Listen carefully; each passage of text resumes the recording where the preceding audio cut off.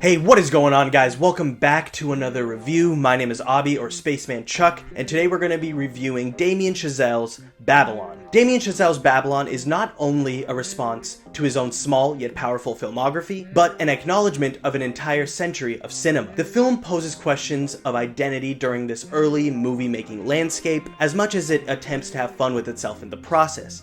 Piss, blood, shit, and tears included. It is a film, however, about the painstaking effort it takes to make movies, and how at the end of the day, it's all worth it. A simple theme, yes, but it's one that's enveloped in a truly epic, twisted blockbuster, showcasing the early Hollywood era in a manner that's reminiscent of history's greatest empires. Chazelle manages to sustain a boisterous energy throughout the film's 3-hour runtime, and ends off on a note that catapults whatever cynicism the director posed earlier into pure hope for the future, and awe of the present. The art form may evolve, but will consistently adapt and thrive through time, with passionate artists behind it all. Babylon follows Manuel Torres, played by Diego Calva, a Mexican-American film assistant working his way up the film industry ladder. While delivering an elephant to an orgy and cocaine-induced rager at Kinoscope Studios executive Don Wallach's mansion, he meets budding starlet Nellie Leroy, played by Margot Robbie. Also at the party is Jack Conrad, played by Brad Pitt, an extremely successful silent film star that's about to have his entire world turned upside down with what the future holds. Chinese-American cabaret dancer Lady Fei Zhu,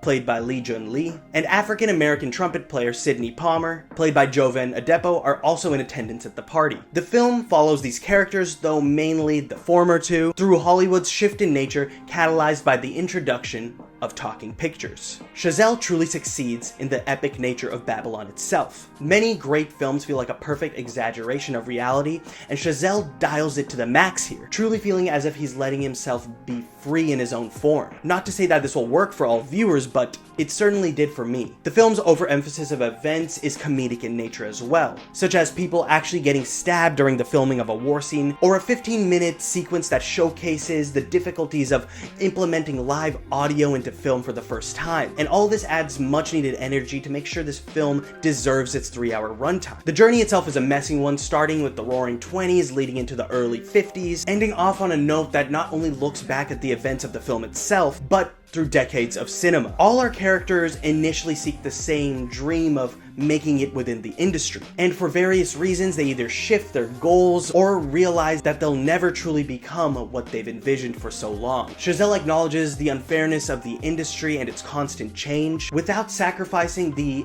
admiration he has for it as well. It's a film that feels perfectly torn in between. Margot Robbie may have just given her best performance yet, purely electrifying in seeing her shift through the liveliness of the film itself. Diego Calva adds this beautiful depth to Manny and the believability of his guilt through chasing one's dreams, knowing that it has the potential to become destructive in more ways than one. Pitt fits into this role neatly, and I love the tragic trajectory that his character eventually ends up taking, reminiscent of a general or soldier that feels obsolete within times of change. Lee Jun Lee and Jovan Adepo are fantastic as well, and I really wish that their characters actually got more screen time, which ends up being one of my biggest gripes about the film itself. Though if that was the case, Babylon would have teetered more around the 4-hour mark, but genuinely, I don't think I would have personally minded. The film may act as Chazelle's hopes and doubts about the industry, and in turn, his career as well. Whiplash and La La Land were both commercial and critical successes, while First Man,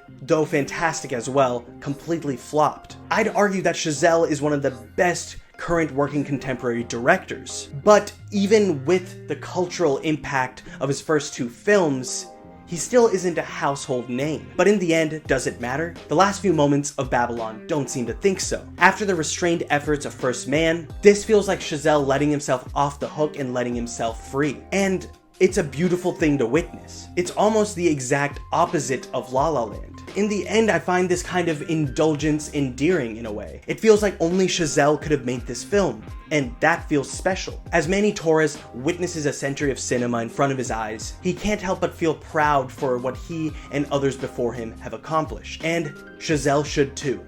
This film was an absolute delight.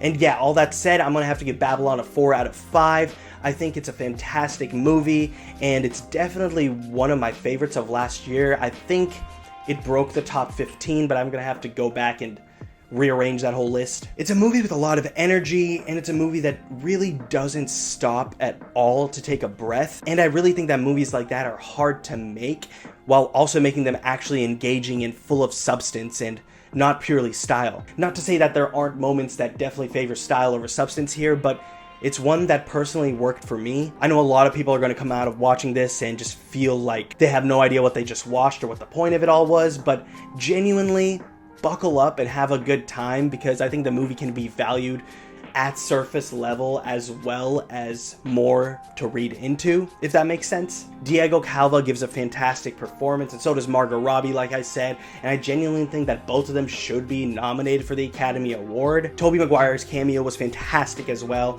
and it just made me miss him being in more movies, so I hope more people make that happen. But yeah, in general, I really love this one. Definitely go check it out and form your own opinions. Thanks for watching, everyone. My name is Abby. This was Spaceman Chuck. Ton more content to come soon, so make sure to stay tuned.